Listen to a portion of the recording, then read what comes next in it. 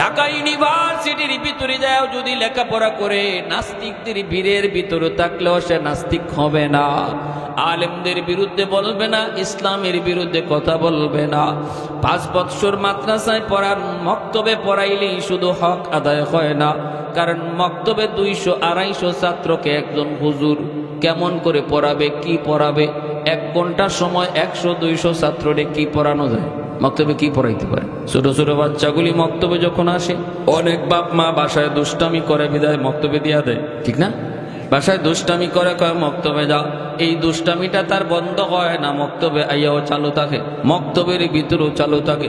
তখন হুজুর কখন পড়াবে আর কখন পড়া নিবে, বাচ্চাগুলির মারামারি আর এই রকম বিচার সামলাইতেই তো 1 ঘন্টা শেষ, পড়াইবে কখন? এজন্য হক আদায় হয় না। 5 বৎসর মাদ্রাসায় পড়ান, অঙ্ক ইংরেজি মাদ্রাসায়ও এখন আসেনি না নাই? স্কুলের সমমানের অঙ্ক ইংরেজি মাদ্রাসায় আছে। 5 বৎসর পড়ানোর পর যদি আপনি হাই স্কুলে ভর্তি করতে চান, অসুবিধা নাই, ভর্তি করতে পারবেন, কারণ অঙ্ক ইংরেজি তারে শেখানো হয়েছে, স্কুলের মানের শেখানো হয়েছে, কোনো বাধা নাই, কোনো বাধা নাই, সমস্যায় পড়তে হবে না। আর যদি আপনি নিয়ত করেন আপনি একজন কোরআনের হাফেজের বাবা হবেন, একজন আলেমের বাবা হবেন, তাহলে তো নূরুন আলা নূর। আব্দুর রহমান রাদিয়াল্লাহু তাআলা আনহু মায়ার নবীর একজন সাহাবী, ইনি চলে যাবেন হিজরতে, বিবির পেটের মধ্যে বাচ্চা, বিবিকে বলতেছেন, বিবি গো, ও বিবি, জানি না পেটে কেমন বাচ্চা, ছেলে না মেয়ে, যদি আমার ছেলে সন্তান হয় আমি দাওয়াতের কাজে চলে যাইতেছি গো বিবি, যদি আমার ছেলে সন্তান হয় তুমি তারে কোরআনের হাফেজ বানাইবা, আলেম বানাইবা। এই বইলা দাওয়াতের কাজে চলে গেছেন, তো গেছেন, এইদিকে সন্তান দুনিয়া আসলো, ছেলে সন্তান। মা নাম রাখলেন রাবিয়া, বসন্তকালের বাতাসকে রবিয়া বলা হয়, রবি, এত সুন্দর একটি নাম মা নাম রাখলেন। মা নিজের থেকেই শিশুকালে তারে কোরআন, শিশুকালেই তারে কালেমা, শিশুকালেই তারে আলিফ বা, যেটুকু জিনিস বাপ মা শিশুকালে শিখাইতে হয় এতটুকু বাপ মার শেখানো দরকার, ঠিক কিনা? আপনি তারে আগডুম বাগডুম আর কবিতার না শিখায়া তারে কালেমা শিখান, তারে আলিফ বা নামটা তারে শিখান, আল্লাহর নামটা তার অন্তরে ঢুকান। মা এতটুকু শ্রম দিলেন, দেওয়ার পরে যেদিন তিনি মাদ্রাসায় ভর্তি করবেন, ওই দিন মসজিদে নববী, আল্লাহ নবীর মসজিদ, মসজিদে নববীতে তিনি নিয়ে সন্তানকে হাজির হলেন। উস্তাদের কাছে দিয়া বলতেছেন, আমার ছেলেটারে আপনারা কোরআন শিখান, দিন শিখান। মা দিয়ে আইছেন, এইদিকে উস্তাদগণ পড়াইতেছেন, পড়াইতে যায় উস্তাদগণ দেখেন রবিয়া সাধারণ কোন ছেলে নয়, তার ব্রেইনটা হলো অসাধারণ ব্রেইন, জেহেনটা হলো অসাধারণ। অল্প দিনের ভিতরে যা কিতাব দিয়েছে মুখস্থ করে ফেলে, যা পড়ে সব মুখস্থ হয়ে যায়, আদব আখলাকের দিক দিয়ে অনেক ভালো, অনেক ভালো। উস্তাদদের মায়ার নজরে পড়ে গেলেন, উস্তাদদের খেদমত করেন আর কিতাব মুতালা করেন, কিতাব পড়েন। এইভাবেই দিন চলছে, দিন চলছে, মাস চলে যায়, বছর চলে যায়, একে একে 16টা বৎসর চলে গেল। এই 16 বৎসরে বাবাও তিনি দাওয়াতের কাজ সেরে বাড়িতে আসেন না। হযরত রবিয়াতুন রায় তিনি জানেন না বাবা দুনিয়ায় জীবিত আছেন না মারা গেছেন, ওইদিকে বাবাও জানে না সন্তান ছেলে হইছে না মেয়ে হইছে, সন্তান হওয়ার পরে জীবিত আছে নাকি মারা গেছে তাও বাবা জানেন না। বাবা তো দাওয়াতের কাজে, আর ছেলে এইদিকে আল্লাহর কোরআনের শিক্ষা, মায়ার নবীর হাদিসের শিক্ষা লাভ করার পর এখন 16 বৎসরের ভিতরে তিনি উস্তাদ হয়ে গেলেন, মুহাদ্দিস। শুধু মুহাদ্দিস না, জাদরেল মুহাদ্দিস হয়ে গেলেন। হাদিস রিওয়ায়াতের ভিতরে, আল্লাহ নবীর হাদিস রিওয়ায়াতের ভিতরে তিনি একজন বহুত বড় রাওয়ী, হযরত রাবিয়াতুর রায়, মদিনার মাদ্রাসার বহুত বড় মুহাদ্দিস। বিভিন্ন মাযহাবের ছাত্ররা ওনার কাছে পড়ালেখা করেন, হাদিসের ব্যাখ্যা দেন, সমাধান দেন। নবীর রওজার সামনে বসে বসে হযরত রাবিয়া আল্লাহ নবীর হাদিস পড়ান, মায়ার নবীকে শুনাইয়া। এত বড় কপাল কয়জনের আছে? হাদিস পড়াবে তো পড়াবে, ওই হাদিস যিনি বলছেন সেই নবীকে শোনায় শোনায় হাদিস পড়ায়। আলম শাইখুল ইসলাম হুসাইন আহমদ মাদানী রহমতুল্লাহি আলাইহি বহুত বড় বুজুর্গ, বহুত বড় ওলি, সদর শাহ হুজুর রাহিমাহুল্লাহর খাস উস্তাদ, দারুল উলুম দেওবন্দের সূর্য সন্তান কুতবুল আলম শাইখুল ইসলাম হুসাইন আহমদ মাদানী রহমতুল্লাহি আলাইহি ইনিও 1 বছর 2 বছর নয় 18 বছর আমার নবী রওজার সামনে বসে বসে হাদিস পড়াইছেন।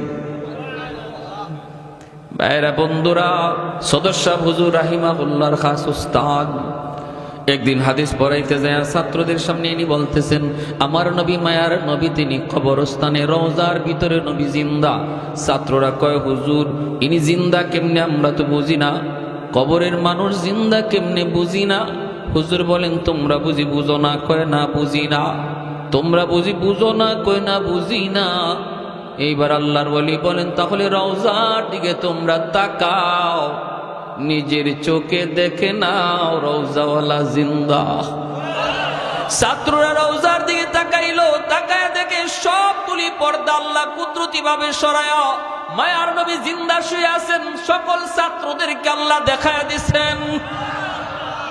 मैं तालिब मौला हूँ मेरे इश्क़ निराला, मैं तालिब मौला हूँ मेरे इश्क़ निराला, है जुमला जहाँ जिनके तजल्ली से उजाला, है जुमला जहाँ जिनके तजल्ली से उजाला, मा दरूद जहाँ गैर खुदा यार नदारम, जुज़ियात खुदा ही चिदिगुर कार नदारम, जुज़ियात खुदा ही चिदिगुर कार नदारम।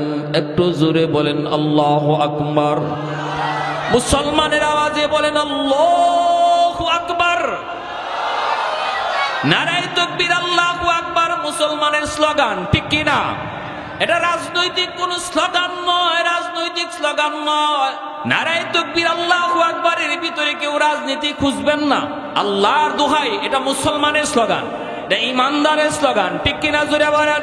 খালিদ ইবনে ওয়ালিদ রাদিয়াল্লাহু তাআলা আনহু ইয়ারমুকের যুদ্ধে ৬০,০০০ সৈন্যের মোকাবেলায় যখন মাত্র ৬০ জন লইয়া রওনা দিয়েছেন, ৬০ জন ৬০,০০০ মোকাবেলা, খালিদ বিন ওয়ালিদ বলেছিলেন, দোস্তরা খেয়াল করে শুনো,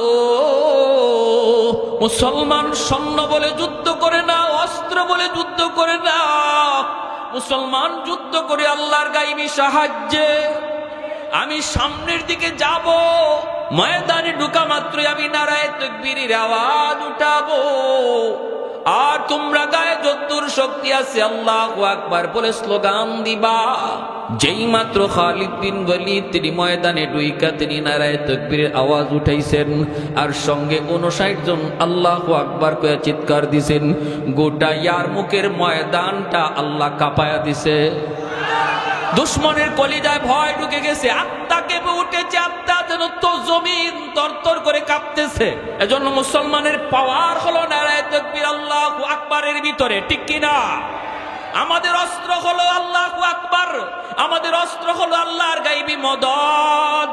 ভাইরা বন্ধুরা, বলতেছিলাম হযরত রবিয়াতুর রায় তিনি আল্লাহ নবী রওজা থারের সামনে বসে বসে হাদিস পড়াইতেছেন।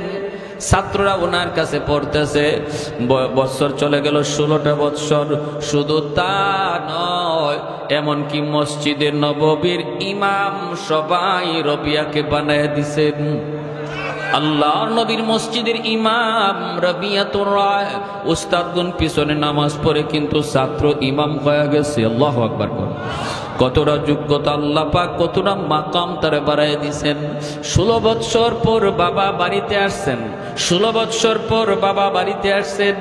বলুন তো এতটুকু সময়ের ভিতরে চেহারার পরিবর্তন হবে কিনা? স্বাস্থ্যের পরিবর্তন, চেহারার পরিবর্তন। হযরত রবিয়াতুর রায় মাকে নিয়ে দরজার পাশেই কথা বলতেছেন। ক্লাসের টাইম হয়ে গেল, তিনি যাবেন মসজিদে নববীতে, যেয়ে তিনি হাদিস পড়াবেন। ছাত্ররা অপেক্ষায় রয়েছে, তিনি যাবেন, বের হবেন। ওই মুহূর্তে দেখেন একজন বৃদ্ধ মানুষ অনুমতি ছাড়াই সে আন্দরের ভিতরে ঢুকে গেছে। হযরত রবিয়া তিনি তো জানেন না বাবা জীবিত না মৃত, তিনি তো তা জানেন না, বাবাও তো জানে না ছেলে হইছে না মেয়ে হইছে, সন্তান জিন্দা আছে নাকি মারা গেছে কেউ জানে না। বাবা ছেলেকে চিনেন না, ছেলে বাবাকে চিনেন না। বাবা ঢুকে গেছেন। হযরত রবিয়া তিনি তো মনে করেছেন অচেনা মানুষ, বেগানা মানুষ। আওয়াজ দেয়া বলতেছেন, কে গো তুমি? যেখানে আসছো সেখানে তুমি দাঁড়ায় থাকো, আর ভিতরে ঢুইকো না। এটা অনুমতি ছাড়া কারো বাড়িতে ঢোকা জায়েজ না, জায়েজ না। শরীয়তের নিষেধ, কারো বাড়িতে অনুমতি ছাড়া ঢোকা যায় না। অনুমতি নেওয়ার তরিকা হলো সালাম দেও, সালাম দিলে পরে ভিতর থেকে জবাব যদি আসে তাহলে তুমি ভিতরে ঢুকবা। জবাব না পাওয়া পর্যন্ত অচেনা মানুষের ঘরে ঢোকা যায় না, বাড়িতে ঢোকা যায় না। আওয়াজ দেয়া বললেন, কে কে কে কে গো তুমি? যেখানে আসো সেখানে দাঁড়িয়ে যাও, আর সামনের দিকে এসো না। কিন্তু বৃদ্ধ মানুষ, ইনি তো আর কথা মানেন না। ইনি মানবেন কেন? ইনিতে ইনার নিজের বাড়িতে ঢুকতেছেন, এজন্য উনি শুধু ভিতরে ঢুকে, ছেলে শুধু বাধা দেয়। বাবাকে ছেলে চিনে না, ছেলে বাবাকে চিনে না, বাবা ছেলেকে চিনেন না। ভিতরে ঢুকতেছেন বাবা, ছেলে বারবার নিষেধ করে, কে তুমি? ঢুকবা না, ঢুকবা না, ঢুকবা না। মা তো সব দেখতেছেন, মা তো চিনে ফেলেছেন, মা চিনে ফেলেছেন ইনি তো আমার স্বামী। আজ থেকে 16টা বছর আগে দাওয়াতের কাজে বের হয়েছেন, 16টা বছর আগে দাওয়াতের কাজে বের হয়েছেন। আমার নবীর সাহাবায়ে কেরাম এইভাবেই তো পৃথিবীর দিক দিগন্তে দাওয়াতের কাজে বের হয়ে গেছেন। কেউ বাড়িতে ফিরছেন, আর কেউ ফিরতে পারেন নাই। লক্ষ সাহাবী লইয়া নবী আরাফার মাঠে বিদায় হতে ভাষণ দিলেন, অথচ মক্কা মদিনা তালাশ করে সাহাবীর কবর পাওয়া যায় মাত্র 10,000। 1 লাখের উপরে সাহাবীর কবর মক্কা মদিনায় নাই। আপন বাড়ি মক্কা, আপন বাড়ি মদিনা, কবর খুঁজে পাওয়া যায় না। কারো কবর আফ্রিকায়, কারো কবর ইউরোপে, কারো কবর চীনে। যেখানে দাওয়াতের কাজে গেছেন সেখানেই রয়ে গেছেন, আর বিবি বাচ্চার কাছে ফিরেন নাই। আজকে ওই দিন যদি তোমার আমার জন্য ক্ষতি হয়, কিয়ামতের মাঠে যদি যুবক তোমাকে আমার নবীর একজন সাহাবীর সামনে আল্লাহ দাঁড় করায় কয়, এই দিনের জন্য আমার নবীর সাহাবী এত কষ্ট করছে, বিবি বাচ্চা সব সাইরা কবর বানাইছে আফ্রিকায়, আর তোমার কারণে এই দিনের এত বড় খেয়ানত হয়েছে, জবাব দাও। কোন জবাব দিতে পারবো না আল্লাহর গোলাম। মুখ দেখাইবার কোনো উপায় থাকবে না, মুখ দেখানোর উপায় থাকবে না। তোমাকে নামাজি বানানোর জন্য, তোমাকে আমার নবীর সুরতি বানানোর জন্য সাহাবায়ে কেরাম ঘর ছাড়ছেন, বাড়ি ছাড়ছেন, বিবি ছাড়ছেন, বাচ্চা ছাড়ছেন, শুধু তোমাকে আমাকে নবীর রঙে রঙিন বানানোর জন্য। আজকে তোমার রং দেখলে ইউরোপের অনেক খেলোয়াড়ের কথা ইয়াদ হয়। আজকে তোমার চেহারার দিকে তাকাইলে পরে অনেক ইহুদ খ্রিস্টানদের কথা ইয়াদ হয়। নবীর উম্মত বলে তোমারে চেনা যায় না। বলো কিয়ামতের ময়দানে যদি ওই আব্দুর রহমান রাদিয়াল্লাহু তাআলা আনহুর সামনে তোমাকে দাঁড় করানো হয়, আব্দুল্লাহ ইবনে রাওয়াহার সামনে, জাফর ইবনে আবি তালিবের সামনে দাঁড় করাইলে কেমন করে আমি আপনি মুখ দেখাবো? 16টা বছর পর তিনি ঢুকতেছেন, মা তিনি বুঝে গেছেন ইনি তো আমার স্বামী। যেই স্বামী 1-2 বছর আগে নয় 16 বছর আগে বিদায় নিছিলেন, দাওয়াতের কাজে যাইতেছি গো বিবি। সন্তান কি হয় জানি না, ছেলে না মেয়ে জানি না। যদি ছেলে হয় আমার ছেলেটারে তুমি হাফেজ বানাইও, আলেম বানাইও। আমার মন চায় একজন মুহাদ্দিসের বাবা হয়ে আল্লাহর কাছে পরিচয় দিতাম। আমার মন চায় আমি কিয়ামতের ময়দানে একজন হাফেজ কোরআনের বাবা হিসাবে আল্লাহর কাছে পরিচয় দিতাম। তিনি তো বাধা দেন, বাবা তো বাধা মানেন না। মা তো সব দেখতেছেন, মা তো চাইলে পারতেন এখানেই কেচ্চা খতম করে দিতেন। মা তো এই কথা বলতে পারতেন, বাবারে বাধা দিও না, ইনি অপরিচিত কেউ নয়, ইনি বেগানা নয়, ইনি হলো এগানা, ইনি তোমার বাবা আমার স্বামী। এতটুকু তো মা বলতে পারতেন, কিন্তু মা এখানে শেষ দিলেন না। স্বামীর পরিচয় বাবার সন্তানের কাছে তুলে ধরলেন না, বরং তিনি বলতেছেন, মা বলতেছেন, বাবা বৃদ্ধ মানুষ ঢুকি যখন পড়েছে তারে বাধা দিও না, ঢুকি যখন পড়েছে তারে বাধা দিও না।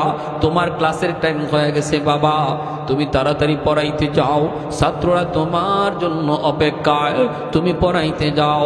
এই কথা বলতেই হযরত রবিয়া অবাক হয়ে গেলেন। মা আমাকে বলতেছেন চলে যেতে, আর বৃদ্ধ মানুষটাকে মা বাধা দিতেছেন না। হায়, তিনি তো মা ভক্ত সন্তান, মার কথা কোনোদিন অমান্য করেন না। বাবা মার অবাধ্য সন্তান, তার জিন্দগির ভিতরে বরকত ডাইলা দেয় কে? মা বাবার বাধ্য সন্তান। যেই সন্তান মার কথা মতো চলে, বাবার কথা মতো চলে, বাপ মারে খুশি রাইখা চলে, তার 1 নম্বর ফায়দা হলো দুনিয়াতে আল্লাহ পাক তার হায়াতের ভিতরে বরকত দিয়া দেয়। 2 নম্বর ফায়দা হলো আল্লাহ তার লেখাপড়ার ভিতরে বরকত দিয়া দেয়। 3 নম্বর ফায়দা হলো আল্লাহ তার রিজিকের ভিতরে বরকত বাড়ায়া দেয়। 4 নম্বর দুনিয়াবি ফায়দা হলো তার সন্তানকেও আল্লাহ মানুষের মতো মানুষ বানায় দেয়। সে যেমন মা ভক্ত হয়, তার সন্তানও এমন বাবা মা ভক্ত হয়। এটা আল্লাহর হাতে চাবিকাঠি রে ভাই। আমি যদি বাপ মার সাথে বেয়াদবি করি, বাবার কলিজায় ব্যথা দিই, মার কলিজায় ব্যথা দিই, আমি ভালো সন্তান কোনোদিন আশা করতে পারবো না। আমার সন্তানও আমার সাথে এমন আচরণই করবে। এজন্য রে ভাই বলতেছিলাম, লেখাপড়ায় উন্নতি চাও, ব্যবসা বাণিজ্যে উন্নতি চাও, হায়াতের ভিতরে বরকত চাও, মূল পাওয়ার হাউস হলো তোমার বাপ মা। বাপ মার কাছ থেকে দোয়া লাগবে। যখন দোয়া পাইবা, তুমি তোমার টার্গেট পর্যন্ত পৌঁছে যাবা। কারণ তোমার ঘরে লাইট লাগাইছো, ফ্যান ঝুলাইছো, এই ফ্যান যদি চালাইতে হয়, লাইট যদি জ্বালাইতে হয়, পাওয়ার হাউস থেকে কারেন্টের লাইন ওকে করা লাগবে। কারেন্টের লাইন যদি কাটা থাকে, ঘরে লাইট জ্বলবে, লাইট লাগাইবে জ্বলবে না, ফ্যান লাগাইবে ঘুরবে না। তোমার আমার জিন্দগিতে আমি লেখাপড়া করেছি, অনেক সার্টিফিকেট পেয়েছি, এগুলো আমি লাইট লাগাইছি, ফ্যান লাগাইছি।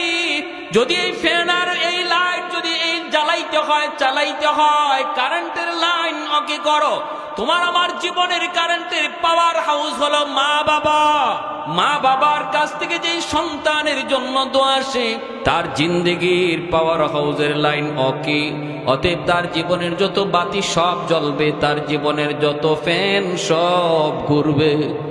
তাইরে এতটুকু যদি না বুঝো, কপাল তোমার পড়লো আর কারো না। এতটুকু বুঝো, দুনিয়ার উপকারিতা, দুনিয়ার লাভ, দুনিয়ার সম্মান, দুনিয়ার ইজ্জত যদি পাইতে হয়, বাপ মার কলিজায় ব্যথা দিয়া কোনোদিন পাওয়া যায়? আখিরাতের লাভ সেটা বললামই না, দুনিয়ার ফায়দার কথা শুধু বললাম। হযরত রাবিয়াতুর রায়, তিনি তো মা ভক্ত সন্তান, মার কথা কোনোদিন অমান্য করেন না, প্রশ্ন করেন না, মা তুমি কেন এমনটা বলেছ? জীবনে কোনোদিন মাকে কোনো প্রশ্ন করেন না। এজন্য 16 বছরের ভিতরে লেখাপড়া শেষ কইরা উস্তাদ হইয়া মদিনার শ্রেষ্ঠ মুহাদ্দিস হয়ে গেছেন। শুধু মুহাদ্দিস না, মসজিদে নববীর ইমাম।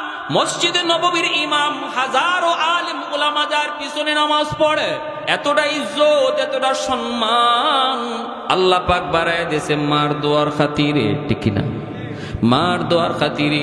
যেই মাত্র মায় কইছে, বাবা তুমি লেখাপড়ার টাইম হয়ে গেছে, ক্লাসের টাইম হয়ে গেছে, তুমি ক্লাসে চলে যাও, তুমি আর দেরি করো না, সাথে সাথে তিনি চলে যাইতেছেন, আর কোনো প্রশ্ন করলেন না। কিন্তু মনের ভিতরে প্রশ্ন তো থেকেই গেল, হায় আমার মারে জীবনে কোনোদিন আমি বেগানা পুরুষের সামনে দেখি নাই, আমার মা তো কোনোদিন পর্দা লঙ্ঘন করেন নাই। আজকে আমার মা যেখানে আমাকে সাপোর্ট করার কথা, আমাকে সাপোর্ট করার কথা, আমাকে বলার কথা, হো বাবা তাড়াতাড়ি বুড়া মানুষটারে আটকাও, এই বৃদ্ধ লোকটারে তুমি তাড়াতাড়ি থামাও, এমনটা মা বলার কথা। কিন্তু মা তা বললেন না, বরং ওই বৃদ্ধ মানুষটার সাপোর্ট নিয়ে নিলেন, তার পক্ষ নিয়ে বলতেছেন, বৃদ্ধ মানুষ যখন ঢুকেই পড়েছে তারে বাধা দিও না, বাবা তোমার ক্লাসের টাইম হয়ে গেছে, তুমি ক্লাসে চলে যাও। হায় মা এমনটা কেন করলো, এমনটা কেন করলো? আর এই বৃদ্ধ মানুষটাই বা কে, কি তার পরিচয়? এমন হাজারো মনের ভিতরে প্রশ্ন লইয়া হযরত রবিয়া মদিনার মসজিদে যায় ঢুকলেন। ছাত্ররা অপেক্ষায় বসা, তিনি যাই ক্লাসে বসে গেলেন, হাদিস পড়াইতেছেন। মনের ভিতরে মনের প্রশ্ন মনেই রয়ে গেল, কাউকে তিনি কিছু বলেন না। ছাত্রদেরকে পড়াই পড়াইতেছেন। এইদিকে স্বামী যখন স্ত্রীর কাছে গেলেন, যাই আব্দুর রহমান রাদিয়াল্লাহু তাআলা আনহু তখন ডাক দিয়া বলেন, বিবি গো, ও বিবি, আমি তো জীবনে কোনোদিন তোমাকে পর্দার খেলাফি দেখি নাই, আজকে তোমাকে এটা কি দেখলাম, একটা জোয়ান ছেলের সামনে তুমি কেমন করে দাঁড়ায় রইলা গো বিবি, তাহলে তুমি কি পর্দা লঙ্ঘন করা শুরু করেছ? এই জোয়ান ছেলেটা, এই যুবক ছেলেটা সে কে? তোমার সামনে কেন দাঁড়ায় থাকলো? এই কথা বলতেই মা তখন বলতেছে, রবিয়ার মা বলতেছে, স্বামী গো, এই যুবক ছেলেকে পরিচয় পরে দেব, আগে বলো তুমি 3টা সুন্নত কেন তরক করেছ? সুবহানাল্লাহ, জোরে কর। প্রশ্নের জবাব আমি দিব, পরে দিব, আগে বলো তুমি কেন 3টা সুন্নত তরক করেছ? 1 নাম্বার, আমার নবীর হাদিস, নিজের বাড়িতে ঢুকতে গেলেও সালাম দাও। আল্লাহ নবী জীবনে কোনোদিন ঘরে ঢুকবার সময়, বাড়িতে ঢুকার সময় সালাম ছাড়া নবী ঢুকেন নাই। আল্লাহ নবী বলে যে এই ঘরের পুরুষ মানুষ ঘরে ঢুকতে সালাম দিয়া ঢুকে, 1 নাম্বার ফায়দা, এই ঘরের ভিতরে আল্লাহ পাক রব্বুল আলামিন বরকতের খাজানা খুলে দেয়। একজন আরেকজনের অন্তরের মহব্বত বাড়ায় দেয়, বাপ বেটার মহব্বত বাড়ায় দেয়, স্বামী স্ত্রীর মহব্বত আল্লাহ বাড়ায় দেয়, ভাই ভাইয়ের মহব্বত আল্লাহ বাড়ায় দেয়, হিংসা বিদ্বেষ ঘর থেকে দূর হয়ে যায় সালামের বদৌলতে। আরেকটা উল্লেখযোগ্য ফায়দা হলো, যেই করে সালামের আমল চলে, এই করে জীবনে কোনোদিন জিন ভূতের আসর থাকে না। বন্ড ফিরের কাছে দৌড়াইতে হবে না, বন্ড কবিরার কাছে দৌড়াইতে হবে না, বাইরে আমার ঘর থেকে ভূত সরাও, জিন সরাও বলে কি সমস্যা, বলে এই সমস্যা। হ্যাঁ, শুধু মাসের মাস আপনার কাছ থেকে টাকা শুধু নিবেই নিবে, খবর নাই জিনের জায়গায় জিন রয়ে গেছে, আপনি টাকা দিতে দিতে শেষ। বলেন এমন বাটপারের কাছেও যাওয়া লাগবে না। ঘরের মধ্যে কিছু আছে, তুমি যদি মনে করো আল্লাহর গোলাম, আমার নবীর সুন্নতের উপর আমল করো, এখন থেকে আমল করো, ঘরে ঢুকতে সালাম দিয়া ঢুকো, দেখবা আল্লাহ পাক গোরা ঘরটারে আমন আমানের সাথে নিরাপদ করে দিবে। ইয়াকিন আছে কার কার? একটু হাত উঠে আল্লাহরে দেখা। আল্লাহ তুমি প্রতিটা হাত কবুল করো, জোরে বলি আমিন। লা ইলাহা ইল্লাল্লাহ, একটু জোরে জোরে আওয়াজ দিয়া বলি, লা ইলাহা ইল্লাল্লাহ, লা ইলাহা ইল্লাল্লাহ, লা ইলাহা ইল্লাল্লাহ।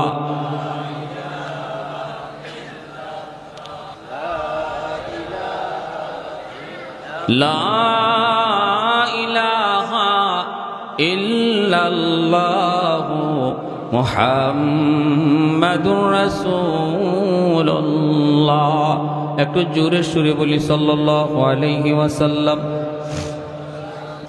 2 নম্বর হলো, তুমি কেন সফর থেকে, লম্বা সফর থেকে ফিরার পর নবীর সুন্নত হলো সরাসরি ঘরের না ঢুইকা পাশের মসজিদে অবস্থান করা। আপনি চিল্লা দিয়েছেন, ঘরের চিল্লা দিয়ে ফিরত আসার সময় সুন্নত হলো ঘরের সরাসরি না ঢুকিয়া ঘরের পাশে বা গ্রামের যে মসজিদ, এই মসজিদে প্রথম অবস্থান করা। আর এখান থেকে খবর পাঠানো বাড়িতে বিবির কাছে যে আমি আসছি। বিবিও যেন প্রস্তুতি, স্বামীকে গ্রহণ করার জন্য একটু প্রস্তুতি নিতে পারে। আপনি ঘরে ঢুকলেন, গুটিকে দেখলেন আপনার স্ত্রীর কোনো সুরত নাই, চুল এলোমেলো, কাপড় অগুছালো, কাপড়ে ময়লা, এই ধরনের অবস্থা দেখলেন, আপনার ব্রেইনের মধ্যে হিট করবে, আপনার নোংরা লাগবে, তার প্রতি একটা বিরক্তি ভাব আসবে। কিন্তু আল্লাহ নবীর সুন্নত দেখেন কত সুন্দর। নবী বলছেন তুমি লম্বা সফর করে আসছো, এখন তো ফোনের সিস্টেম, ফোন করে আমরা বইলা দেই বিবিগো আসছি, আর আধা ঘন্টা, আর 10 মিনিট, আর 20 মিনিট। এই যুগ তো আগে ছিল না, এই যুগ তো আগে ছিল না, ছিল না। এজন্য পাশের মসজিদে অবস্থান করে এখান থেকে খবর দেওয়া হতো আমি আসছি, তখন ঘর সে সামলায় রাখতো, নিজেকেও সে পরিপাটি বানায়া অপেক্ষায় থাকতো বিবি। এই সুন্নতটা আপনি লঙ্ঘন করেছেন। 3 নাম্বার হলো, এতদিন পরে সফর করে আসলেন, আপনি কি আমার মায়ার নবীর রওজা শরীফে সালাম দিবা না? আমার নবীর রওজা শরীফে সালাম কি আপনি দিবেন না? 3টা সুন্নত আপনি কেন তরক করলেন? আগে 3টা পূরণ করে আসেন, এরপরে বলবো এই যুবক আমার পাশে দাঁড়ানো সে কে, কি তার পরিচয়। চলে গেলেন মসজিদে নববীতে। মসজিদে নববীতে চলে গেলেন, ওযু করলেন, কইরা 2 রাকাত নামাজ পড়লেন। আল্লাহ নবী রওজার কাছে আইসা সালাম দিলেন।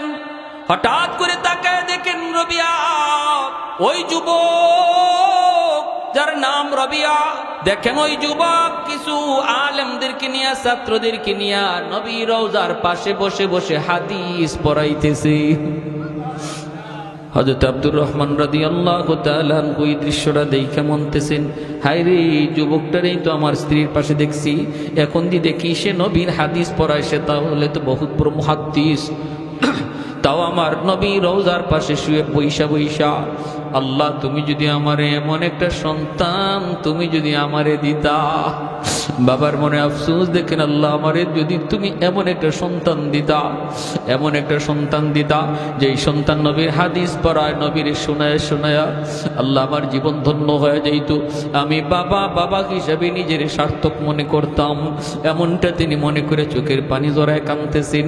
আর রবিয়া তিনিও তাকায় দেখেন ওই বুড়া মানুষটা, সে মসজিদে আসছে, নবীর রওজার পাশে বসে বসে তাকায় তাকায় চোখের পানি জড়ায় কাঁদতেছি। রবিয়া তো আর চেনেন না, তিনিও মনে মনে ভাবতেছেন এই লোকটা তো এখানেও আসছে দেখা যায়, হায় লোকটা কে, কি তার পরিচয়। বাবা ছেলের দিকে তাকায়, ছেলে বাবার দিকে তাকায়, কিন্তু কেউ কাউকে চিনে না, কেউ কাউকে চিনে না। ভাইরা বন্ধুরা, ছাত্ররাও তাকায় দেখতেছে এই বৃদ্ধ মানুষটার কান্নার চিত্র। রবিয়া বলতেছেন, বাবা ওই দিকে তাকায়ও না, তাকায়ও না, তোমরা হাদিসের দিকে মনোযোগ দাও। এরপরে তিনি চলে গেলেন বাড়িতে। হযরত আব্দুর রহমান বাড়িতে গিয়ে ঢুকলেন, বিবিকে সালাম দিলেন, 3টা সুন্নত আদায় হলো। যায় বলতেছেন, বিবি গো এবার বলো এই যুবকটাকে। মা তখন বলতেছেন, স্বামী, ও স্বামী আগে তুমি বলো, রওজায় সালাম দিতে যাইয়া তুমি কিছু দেখছো নি? রওজা শরীফে সালাম দিতে যায় কিছু দেখছো নি? হযরত আব্দুর রহমান রাদিয়াল্লাহু তাআলা আনহু চোখের পানিটা দরদর করে ছেড়ে দিলেন। বলতেছেন, বিবি গো দেখছি আমার নবী রওজার পাশে বসে বসে ওই যুবকটা, যেই যুবক তোমার পাশে ছিল, সে আমার নবীর হাদিস পড়াইতেছে। আমি জোর জোর করে কাঁদছি আর আল্লাহর কাছে বলছি, মালিক এমন একটা সন্তান যদি তুমি আমাকে দিতা, আমি বাবা হিসাবে ধন্য হয়ে যেতাম। আল্লাহ তুমি যদি আমাকে এমন একটা সন্তান দিতা। মা স্বামীর, স্ত্রী স্বামীর চোখের পানিটা মুছে আর আনন্দের হাসি দিয়া কয়, স্বামী গো আর চোখের পানি জড়ায় তুমি কাইন্দো না, তোমার মনের আশা আল্লাহ পূরণ করে নিছি। তোমার অন্তরের ভিতরে ইখলাস ছিল বিধায় আল্লাহ পাক তোমার ইখলাস কবুল করে নিছে। তুমি যাওয়ার পরে আল্লাহ আমাদেরকে একটা ছেলে সন্তান দিছে, আর ওই ছেলে সন্তানকে আমি মাদ্রাসায় ভর্তি করেছি। সে মাদ্রাসায় লেখাপড়া কইরা, সে মাদ্রাসার পড়ালেখা সব কিতাব শেষ কইরা উস্তাদ হইছে, মুহাদ্দিস হইছে। আজকে তোমার সন্তান মদিনার সবচেয়ে বড় মুহাদ্দিস। শুধু মুহাদ্দিস না, তোমার সন্তান মদিনার মসজিদের ইমাম। আর সে আর কেউ নয়, যারে তুমি নবীর রওজার সামনে হাদিস পড়াইতে দেখছো, ওই যুবকই হলো তোমার ঔরসজাত সন্তান। হযরত আব্দুর রহমান রাদিয়াল্লাহু তাআলা আনহু হাউমাউ করে কাঁদতে লাগলেন, মালিকের দরবারে শুকরিয়া আদায় করতেছেন। মালিক, ও মালিক, তুমি আমার দিলের ডাক এইভাবে কবুল করেছ। আল্লাহ, আমি তো বাকিরে ছিলাম, 16 বছরের ভিতরে আমি জানিও না আমার ছেলে নামে লেখাপড়া করানোর কোনো তাগিদ দিতে পারি নাই। তোমার কুদরতে আমার সন্তানরে তুমি মানুষ বানাইছো, হাফেজ বানাইছো, আলেম বানাইছো, মুহাদ্দিস বানাইছো। এইবার বিবি বলতেছে, স্বামী গো চলো কলিজার টুকরা সন্তানকে ডাক দিয়ে নিয়ে আসি, কারণ আমার সন্তানও টেনশনে আছে তোমার পরিচয় লইয়া। বাবা তো ছেলের পরিচয় পেয়ে গেছে, কিন্তু ছেলে এখনো বাবার পরিচয় পায় নাই। মসজিদ নববীর পাশে যাই মা ডাক দিছে, বাবা রবিয়া। ডাকটা শোনা মাত্রই কিতাবের পড়ালেখা বন্ধ করে তিনি বের হইলেন। বের হইয়েই দেখেন আড়ালে মা দাঁড়ায় আছে, পর্দার আড়ালে। আর মার পাশে ওই বৃদ্ধ মানুষটা এখনো মার পাশে দাঁড়ায় আছে। রবি এখনো টেনশনে আছে, কে সে, কি তার পরিচয়, আমি তো কিছুই জানলাম না। মার চেহারার মধ্যে মুস্কি হাসি। মা বলতেছে, বাবা, ও বাবা রবিয়া, জানি বাবা তোমার মনে অনেক প্রশ্ন জমা হয়ে আছে। মারে জীবনে কোনোদিন পর্দার খেলাফ করতে দেখো না, আজকে মা কেন এই বৃদ্ধ মানুষটার সামনে নিয়ে দাঁড়ায় আছি। বাবা আমি তোমাকে তো বলেছি বাবা, তোমার বাবা 16টা বছর আগে দাওয়াতের কাজে গেছেন। তুমি আমাকে কতবার জিজ্ঞাসা আম্মা আমার আব্বার চেহারাটা কেমন, আমার আব্বার চুলটা কেমন, আমার আব্বার পোশাকটা কেমন, আমার আব্বা কতটুকু লম্বা, এতটুকু কত প্রশ্ন ছোটবেলা আমাকে করছো। ও বাবা একটু তাকায় দেখো, মার পাশে যে মানুষটা দাঁড়ায় আছে বাবা, তিনি অচেনা কোনো মানুষ নন, ইনি তোমার হারানো বাবা, যিনি 16টা বছর আগে দাওয়াতের কাজে বের হয়েছিলেন। আল্লাহ তারে তোমার আমার মাঝে ফিরে দিছে। বাপ ছেলের পরিচয় পাওয়ার পর বাবার চোখ দিয়ে দৌড় দৌড় পানি পড়ে। হযরত রবিয়া দৌড় দিয়া বাবার হাতে ছোঁয়া খায়, গলায় গলা লাগায়, বাপ বেটা কুলাকুলি করে, দুজনের চোখ দিয়ে দৌড় দৌড় করে পানি পড়ে। ছেলে কান্দে, আল্লাহ তুমি যে আমার আব্বারে তুমি দেখাইছো, তোমার দরবারে হাজারো শুকুর। আর বাবা কান্দে, মালিক তুমি যে আমার সন্তানরে দ্বীনের জন্য এইভাবে কবুল করেছো। বাপ বেটা দুজন একজন আরেকজনের গলার সাথে গলা লাগায় কান্দে, গলার সাথে গলা লাগায় কান্দে, চোখের পানি মুছে দেয় বাবার সন্তানের, সন্তান বাবার চোখের পানি মুছে দেয়। এরপরে দুজনের পালা, এখন বাড়িতে যাবে। বাবা বলতেছে সন্তান রে বাবা তুমি আগে যাও, ছেলে বলতেছে আব্বা বেয়াদবি হবে, আমি আগে না বাবা, তুমি তো আব্বা, বাবা তুমি আগে যাও আমি তোমার পিছনে যাব। বাবা কয় না বাবা তুমি আগে যাও, আমি তোমার পিছনে যাব, আমি মা আমরা মা বাবা তোমার পিছনে যাব, তুমি আগে যাও। রবিয়া কয় না আমি আগে যাব না, বাবা তুমি আগে হাঁটো, আমরা তোমার পিছনে হাঁটবো। এখন কে আগে যাবে? এর নাম হলো আদব, এর নাম হলো আদব, ঠিক কিনা জোরে বলেন? সব জিনিসের একটা সৌন্দর্য আছে, মানুষের সৌন্দর্য হলো আদব, মানুষের সৌন্দর্য হলো আদব। চেহারায় সৌন্দর্য তো ফুটে না রে ভাই, মানুষের সৌন্দর্যতা ফুটে আদব আখলাকের দ্বারা। যার আদব যত সুন্দর, যার আখলাক যত সুন্দর, মুরব্বীদের সাথে যার ভাষা যত সুন্দর, বাপ মার সাথে যার আখলাক যত সুন্দর, সে মানুষ তত সুন্দর। চেহারা সুন্দর কিন্তু মুরব্বীদের সাথে বেয়াদবি করে, এর নাম সুন্দর নয়। বাবা দেখেন কি করতেছে, ছেলে কয় আমি আগে যাব না, তুমি আগে যাও। বাবা কয় না বাবা তুমি আগে যাও। কে আগে যাবে এই নিয়ে লাগছে দ্বন্দ্ব, কেউ আগে যায় না। বাইরে এর নাম হলো শিক্ষা। আমার নবী এমন আদব আখলাকটাই শিক্ষা দিয়েছেন, এজন্য মাদ্রাসার ছাত্রগুলা এমন আদব আখলাক বলা হয়। মাদ্রাসার ছাত্র বেয়াদবি শিখে না, ঠিক কিনা জোরে কর? মাদ্রাসার ছাত্রগুলি আদব শিখে, আদব। আমার নবী যে আদব শিখাইছেন, উস্তাদদের জুতাগুলা বাইল করে রাখে, উস্তাদদের খেদমত করার জন্য পাগল পারা থাকে, মা বাবার কাছে গেলে পরে বাপ মার সেবা করার জন্য পাগল পারা থাকে, মুরব্বী দেখলে পরে সালাম দেয়। এই আদব আখলাকগুলি শিখায়। এটা কোরআনের আসর, হাদিসের আসর, মাদ্রাসার আসর, এটা প্রতিষ্ঠানের আসর, পরিবেশের আসর। কে আগে যাবে, কে আগে যাবে? এইবার আল্লাহ তোমারে মাফ করে জান্নাত দিয়া দিলাম, আমি কারো কোনো পরোয়া করলাম না। আমি আল্লাহরে কেউ কিছু জিগাবে এমনটা মনে করি না, কেউ আমার জিগাইবার সাহস নাই। ওয়ালা উবালি ওয়ালা উবালি ওয়ালা উবালি, আমি কারো কোনো পরোয়া করলাম না। তো যাও তোমারে জান্নাত দিয়া দিলাম। তখন সে জান্নাতে যাইব আর কইব মালিক আমি জান্নাতে একা যাইব না, আমার মা কই, আমার বাবা কই। আল্লাহ পাক তখন ফেরেশতাদেরকে কইব তার বাপ মারে জাহান্নাম থেকে তুইলা নিয়ে আসো। যখন তার বাপ মারে জাহান্নাম থেকে উঠে আনবে, তখন ওই বাপ মারে তার দাদা দাদি নানা নানি দইরা কইব তোমরা তো তোমাদের সন্তানের সুপারিশে আজকে জাহান্নাম থেকে মুক্তি পেয়ে যাচ্ছ, কিন্তু আমরা তো তার দাদা দাদি নানা নানি, আমরা তো কম আদর করি নাই, কম মায়া করি নাই। আমার নাতিরা যখন নানার বাড়ি বেড়াইতে আসতো, আমি নানা কত জায়গায় লইয়া তারে ঘুরছি, নানি কইব আমি তারে কত মজা কত কিছু খাওয়াইছি, দাদাই কইব আমার জানের জান ছিল আমার নাতিটা। আজকে আমরা জাহান্নামে, জাহান্নামে।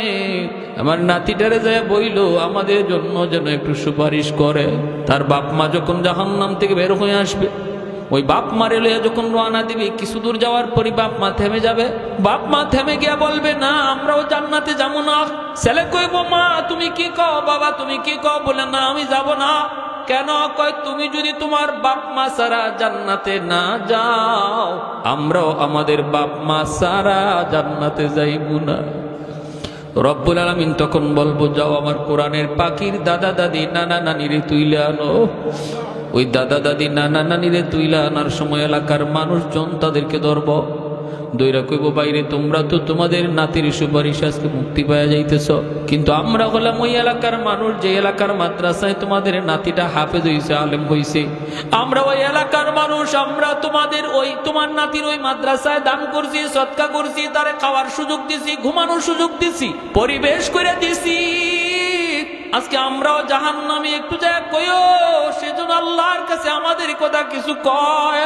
ওই দাদা দাদি নানা নানি উইটা আসার পর কইব, বাইরে যে এলাকার মানুষজনের খেদমত পাইয়া তুমি হাফেজ হইছো, আলেম হইছো, এমন কিছু মানুষ জাহান্নামে আগুনে জ্বলতেছে, আমাদেরকে দইরে সুপারিশ করছে। তখন সে আবার কইব, আল্লাহ জান্নাতে যাইমু না। আল্লাহ কইব, কি হয়েছে কেন? আল্লাহ যেই কোরআন তুমি আমার সিনায় দিছো, এই কোরআন সিনায় নেওয়ার জন্য কিছু মানুষের মেহনত ছিল। ওই মানুষগুলা যদি আমার পিছনে মেহনত না করতো, আমার থাকার জায়গা হইতো না, খাওয়ার জায়গা হইতো না। আল্লাহ এদেরকে সারা আমি জান্নাতে যাইমু না। মিশকাত শরীফের হাদিস।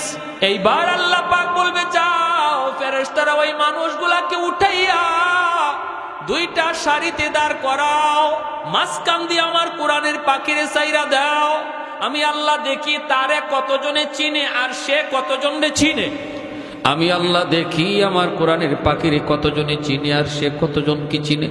যখন দুই সারিতে কোরআনের পাখিরে ছেড়ে দেওয়া হয়, একজন আলেম মুফতি মুহাদ্দিসকে ছেড়ে দেওয়া হয়, তখনই দেখা যায় আল্লাহর নবী বলে, একজনে ডাক দিয়ে কইব, হুজুর আপনি আমারে চিনচিননি?